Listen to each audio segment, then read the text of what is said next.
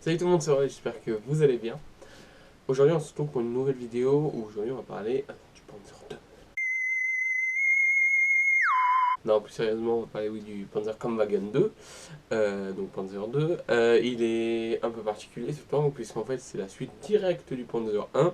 C'est la première amélioration, il a déjà un double canon de 20 mm comparé au Panzer 1, je vous rappelle qu'il n'y avait que une ou deux MG34. Donc le Panzer 2 est servi exactement comme le Panzer 1, au premier temps, comme un char d'instruction. Hein. Vu la taille et la hauteur, on ne pouvait pas faire mieux. Donc, il sert de char d'instruction, il est pas très performant, mais d'un autre côté, il a l'avantage de, comparément au Panzer Kampfwagen 1, d'être quand même plus puissant. Un canon de 20 mm, c'est pas énorme, mais 20 mm, c'est toujours ça. Et contre les véhicules légers, les Jeeps américaines par exemple, c'est assez bien, c'est même plutôt puissant. Donc c'est pas trop mal. Après, en fait, le principal problème, c'est que ce Panzer 2 est là que pour être entre le Panzer 1 et le Panzer 3 et 4.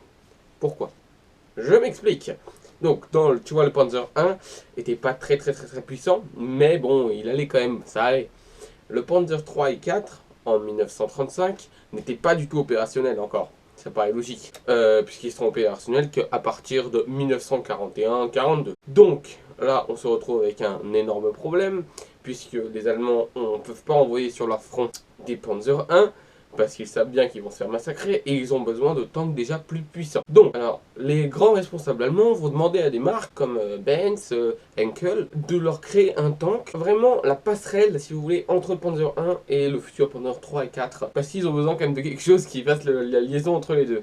Donc là, on tombe sur un tank moyen, enfin moyen plutôt léger. Moi, je vous montrerai d'autres tanks moyens, parce que, en fait, pour faire simple, les tanks sont classés dans trois catégories.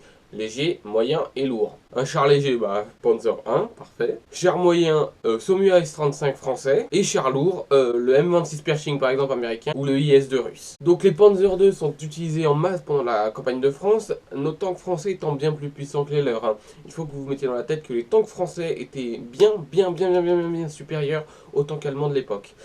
Notre Saumur S-35 particulièrement efficace pour un char moyen. Le B1 bis, char lourd, énorme et très puissant. Notre Hotchkiss aussi également. Les tanks français pour la campagne de France sont bien meilleurs que les tanks allemands. Ça, il faut que vous le mettiez dans la tête. Pourquoi? Eh bien, c'est assez simple, parce que on est plus perfectionné, et aussi particulièrement parce que nos tanks utilisent des stratégies de la Première Guerre mondiale, et donc sont donc conçus pour être énormes. Vous voyez, les tanks de la Première Guerre mondiale. Donc, il faudrait que vous sachiez, par exemple, que souvent les tanks allemands, les Panzer, ont des petits surnoms. Par exemple, le Panzer 2, on l'appelle Luchs, L-U-C-H-S. C'est un surnom, mais il y en a plein sur d'autres tanks. Par exemple, le Panzer Kampfwagen 5, il est plus connu sous le nom de Panthers.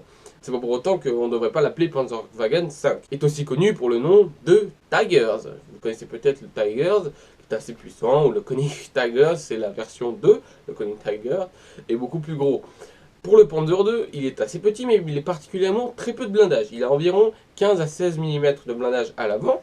C'est très peu, quand tu sais que le Panzer Kampfwagen 6 Tigers, Koenig Tigers 2, Elephant, le très gros, lui avait 200 mm de blindage à l'avant, donc 20 cm à peu près ça. Alors imaginez 16,2 mm, c'est tout petit, ça fait à peu près ça, c'est très fin, et ça, la majorité des canons de l'époque le détruisent. Hein. Même les vieux canons allemands de 37 mm sont efficaces contre lui. Évidemment, comme d'habitude, les Panzers allemands ne sont pas utilisés que par les Allemands, ils sont également utilisés par tous les pays de l'Axe, hein, soit la Hongrie, la Slovaquie, la Bulgarie, bref. Et après, évidemment, comme beaucoup de tanks allemands, ils seront réutilisés par l'armée libanaise.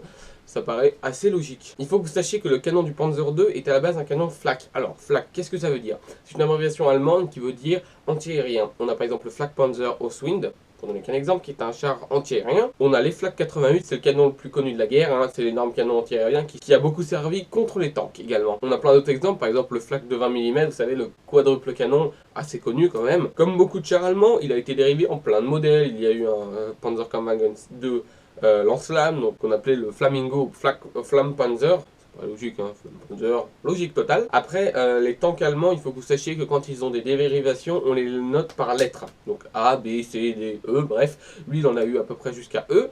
Donc assez beaucoup, mais d'un autre côté, si vous voulez, beaucoup de ces exemplaires ont été sortis en très peu petit monde. Par exemple, le Panzer Kampfwagen 2 H a été sorti qu'à un exemplaire. Et ça veut dire tout simplement que c'est un prototype qu'ils ont sorti alors qu'en vérité il n'était pas très perfectionné. Également, ils l'ont armé quand même avec des autres technologies, par exemple le Marder 2, qui précédera le Marder 3, qui est plus connu en fait. Le Marder 2, c'est un canon anti-char posé sur une tourelle de Panzer 2, comme le Panzerjäger 1, sur le Panzer 1 si vous vous rappelez bien. Les Marders sont les anti-chars, donc des gros canons, mais leur principal défaut, bah, c'est qu'ils sont assez peu résistants, clairement. Non, parce que les Marder 2, même le 3, en fait, sont conçus avec des énormes canons. Le 3, par exemple, aura un canon de 75 mm. Ils sont conçus pour détruire les tanks à distance. C'est-à-dire que de combats rapprochés, ils ne peuvent pas gagner. Même contre des Sherman américains, hein, clairement non. Et les Marder 2 encore plus, parce que 16 mm de blindage à l'avant, je vous promets que même un bazooka, ça le perfore immédiatement. Hein. Et bon, c'est la fin de la vidéo. J'espère qu'elle t'a plu. Si ça t'a plu, mets un pouce bleu. Ça me fera super plaisir. On se retrouve pour la prochaine vidéo. Donc, ça sera sur Panzer 3. Donc la suite toujours. Panzer 1, Panzer 2, Panzer 3. Puis après, on ira sur le Panzer 4. On verra tout ça. Allez, je vous laisse les gars. À la prochaine. Salut.